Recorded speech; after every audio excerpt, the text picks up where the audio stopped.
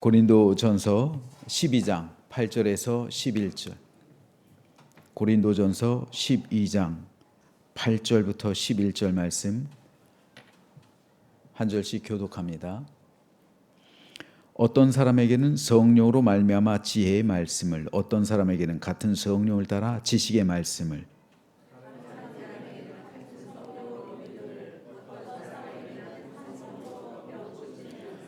어떤 사람에게는 능력 행함을, 어떤 사람에게는 예언함을, 어떤 사람에게는 영들 분별함을, 다른 사람에게는 각종 방언 말함을, 어떤 사람에게는 방언들 통역함을 주시나니,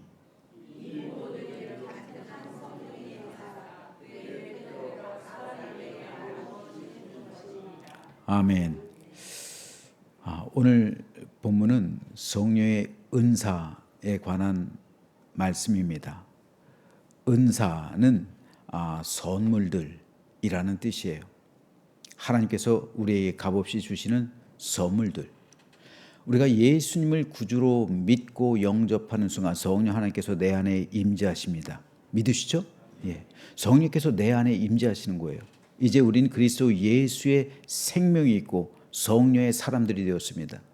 그리고 성령께서 내 안에 임재하시는 순간 성령께서 각 사람에게 은사를 나눠주신다는 거예요. 갈라디아서 5장에는 성령의 9가지 열매가 나오죠.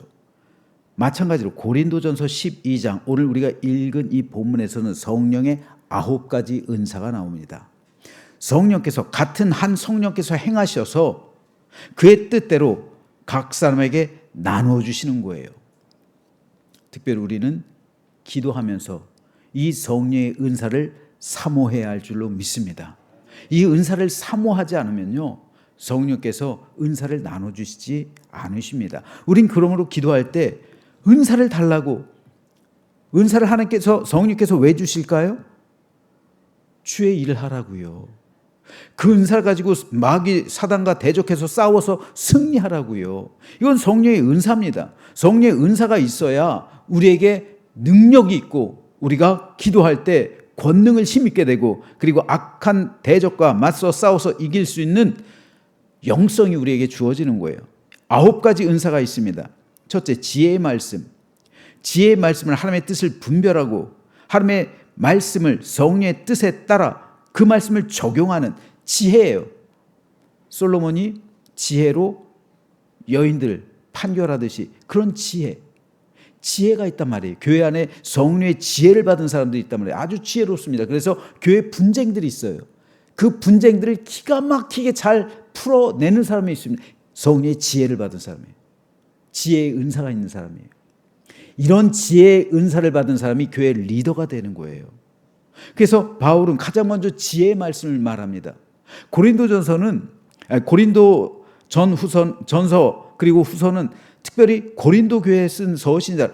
얼만큼 교회에 분쟁이 많았습니까? 그래서 바울은 가장 먼저 지혜의 말씀을, 그러니까 영적으로 이 모든 분란 가운데 있는 사람들을 다 풀어 하나로 만들 수 있는 그 지혜의 말씀을 받는 은사를 가장 먼저 앞세우고 있어요. 지혜의 말씀을 받은, 성령의 은사를 받은 사람이 교회 리더가 될 때 그 교회는 평안하게 될 줄로 믿습니다. 어떤 사람은 능력이 굉장히 좋아요. 아주 열심히 해요. 근데 하는 일마다 다퉈요.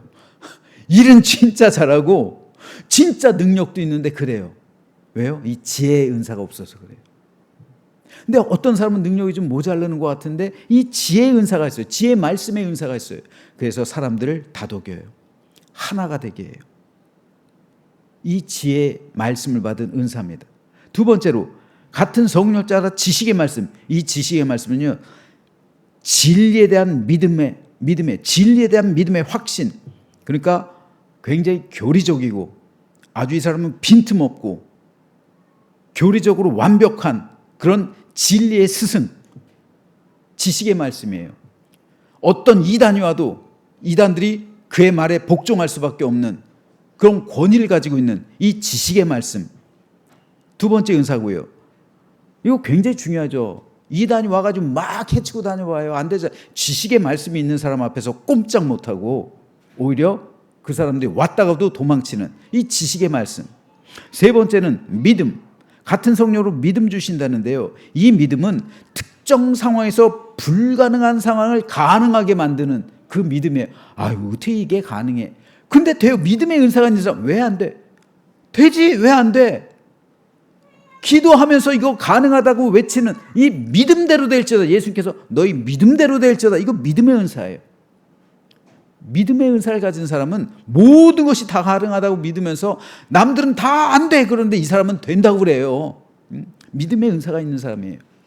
네 번째, 병 고치는 은사, 신유의 은사죠. 병 고치는 은사. 그래서 안수한 사람마다 병이 나음받고 그리고 여러 가지 치유의 은혜가 일어나는 그 은사를 말해요. 다섯 번째, 능력 행함의 은사가 있어요. 능력 행한다는 거, 귀신을 내쫓는 거예요. 능력이 있어요. 그래서 귀신을 내쫓아요. 그런 은사가 있고요. 여섯 번째, 예언의 은사. 예언의 은사 뭐 말 안 해도 아시죠? 하나님의 말씀을 대언하는 겁니다. 하나님의 말씀을 그대로 전하는 거예요. 앞날을 무당들은요, 앞날을 얘기하잖아요. 이건 무당이 하는 말이고요. 기독교에서 말하는 예언은 그런 앞날을 점치는 그런 게 아니에요. 하나님의 말씀을 맡길 예자, 말씀 언제 하나님의 말씀을 맡겼다는 거예요. 예금이 그거잖아. 은행에다 돈을 맡기는 게 예금인 것처럼 하나님의 말씀을 맡긴 거 예언입니다. 그래서 맡길 예자를 쓰는 거예요. 하나님의 말씀을 맡긴 거예요. 그래서 하나님의 말씀을 전하는 겁니다. 이게 복음 전도자들의 사명이죠. 예언의 은사예요. 예레미야가 예언의 은사가 있었죠. 하나님의 말씀을 전하는 거예요.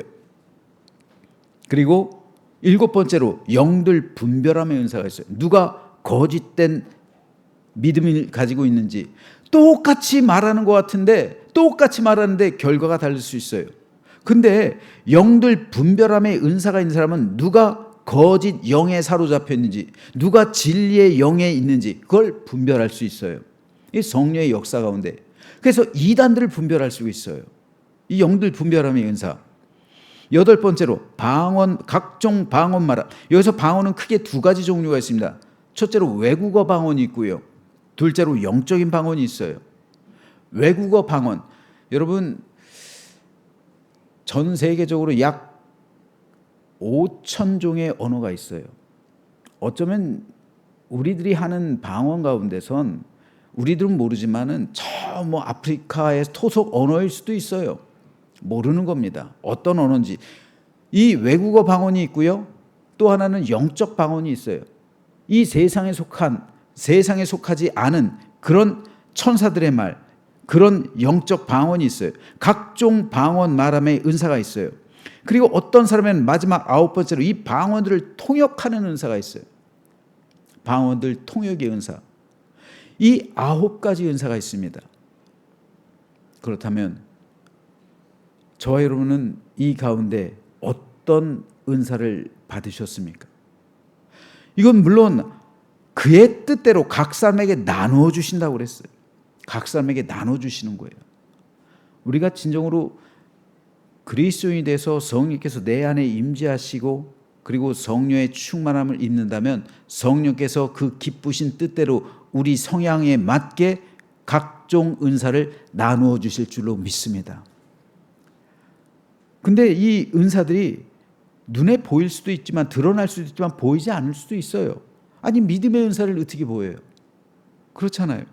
지혜의 말씀, 지식의 말씀 그렇지 않을 수도 있어요. 하지만 중요한 것은 오늘 우리는 이 은사를 사모해야 됩니다. 이 은사를 받기 위해 하나님 저에게도 이 은사를 주십시오. 이 은사가 있어야 우리가 능력이 있는 거예요.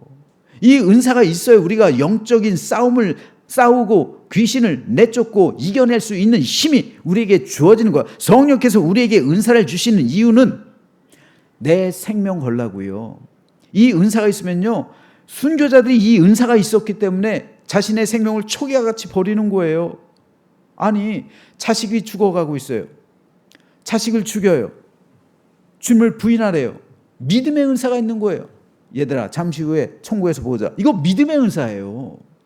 이 믿음의 은사가 있었기 때문에 기꺼이 죽은 거예요. 기꺼이 자식들 죽는 걸 바라보고 있는 거예요. 순교했잖아요.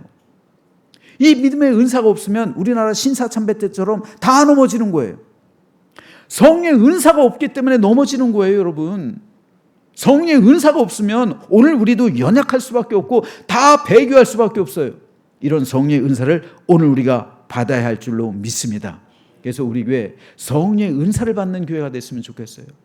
각 성도의 성향에 따라 하나님께서는 분명히 은사를 주시는데 문제는 뭡니까? 우리가 은사를 사모하지 않아요. 주시든 말든 난 뭐 줘도 그만, 안 줘도 그만이 아니에요. 성령께 사모해야죠. 간구해야죠. 그러면 주실 줄 믿습니다. 그러므로 성령의 은사를 사모하면서 이 시간 간절히 기도할 때 반드시 성령께서 우리에게 은사를 주시고 우리에게 은사를 주심으로 우리도 오늘의 순교자가 되고 제2의 신사참배 사건이 일어난다 할지라도 우리는 이 은사를 받아야 이겨낼 수가 있어요. 그래서 나의 생명 초기와 같이 버리고 타협하지 않을 수 있어요. 진리에 굳게 설 수 있습니다. 그래야 영적 싸움에서 승리할 수 있다는 사실을 믿음으로 확신하면서 이 은사를 받기 위해 부르짖는 이 시간 되고 은사를 받는 성령의 충만한 시간 되시기를 주님의 이름으로 축원합니다.